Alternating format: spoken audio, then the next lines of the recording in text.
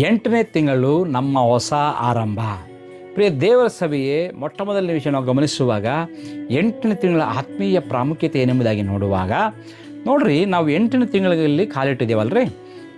ಬೈಬಲ್ನಲ್ಲಿ ಸತ್ಯವೇದದಲ್ಲಿ 7 ಎಂಬ ಸಂಖ್ಯೆಯ ಪರಿಪೂರ್ಣತೆಯನ್ನು ಯಾವ ರೀತಿಯಲ್ಲಿ ಸೂಚಿಸ್ತಾ ಇದೆಯೋ ಅದೇ ರೀತಿಯಲ್ಲಿ 8 ಎಂಬ ಸಂಖ್ಯೆಯು ಹೊಸ ಆರಂಭ, ನ್ಯೂ ಬಿಗಿನಿಂಗ್. ಮತ್ತು ಅಷ್ಟು ಮಾತ್ರಕ್ಕಲ್ಲ, ಪುನರುತ್ಥಾನದ ಶಕ್ತಿ ಅಂದರೆ ರೆಸರೆಕ್ಷನ್ ಪವರ್ ಎಂಬುದಕ್ಕೆ ಸೂಚನೆ ಆಗುವಂಥದ್ದಾಗಿದೆ. ಪ್ರಿಯರೇ, ನಾವು ಗಮನಿಸುವಾಗ ನೋಹನ ಕಾಲದಲ್ಲಿ ಜಲಪ್ರಳಯ ಮುಗಿದು ಪ್ರಪಂಚವು ಹೊಸದಾಗಿ ಆರಂಭವಾಗಿದ್ದು ಇದೇ 8ನೇ ತಿಂಗಳಲ್ಲಿ ಅದೇ 8 ಮಂದಿ ನೋಹನ ಕುಟುಂಬದ ಜನರೊಟ್ಟಿಗೆ.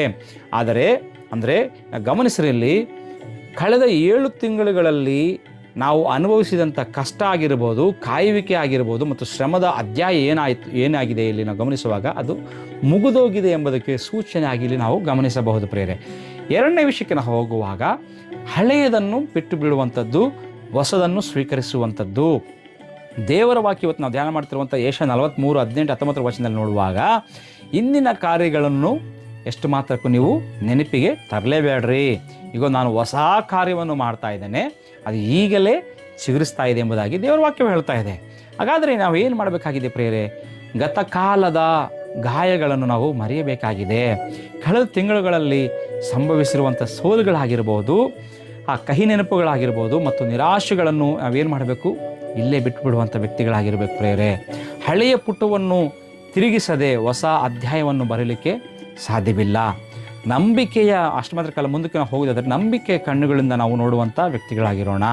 ನಮ್ಮ ಕೆಲಸ, ಕುಟುಂಬ ಅಥವಾ ಆರ್ಥಿಕ ಪರಿಸ್ಥಿತಿಯಲ್ಲಿ ದಾರಿಯೇ ಇಲ್ಲ ಎನ್ನಿಸುವಂಥ ಜಾಗದಲ್ಲಿ ದೇವರು ಹೊಸ ಮಾರ್ಗಗಳನ್ನು ತೆರೆಯುವಂಥ ದೇವರಾಗಿದ್ದಾನೆ. ಸತ್ಯವನ್ನು ನಾವು ಗ್ರಹಿಸಿಕೊಳ್ಳೋಣ. 3ನೇ ವಿಷಯಕ್ಕೆ ನಾವು ಹೋಗೋದಾದರೆ, ಈ ತಿಂಗಳು ನಾವು ಮಾಡಬೇಕಾಗಿದ್ದು ಏನೆಂಬುದಾಗಿ ನೋಡುವಾಗ ಧನಾತ್ಮಕವಾಗಿ ಅಂದರೆ ಸಕಾರಾತ್ಮಕವಾಗಿ ಮಾತನಾಡುವಂಥದ್ದು. ಈ 31 ದಿನಗಳು ನಮ್ಮ ಕುಟುಂಬ ಮತ್ತು ಭವಿಷ್ಯದ ಕುರಿತು ಯಾವುದೇ ನಕಾರಾತ್ಮಕ ಅಂದರೆ ನೆಗೆಟಿವ್ ಮಾತುಗಳನ್ನು ಮಾತನಾಡುವಂಥದ್ದು ಬೇಡ. ಅಷ್ಟು ಮಾತ್ರಕ್ಕಲ್ಲ, 2ನೇದು ಧೈರ್ಯದ ಹೆಜ್ಜೆಯನ್ನು ನಾವು ಇಡುವಂಥ ವ್ಯಕ್ತಿಗಳಾಗಿರೋಣ.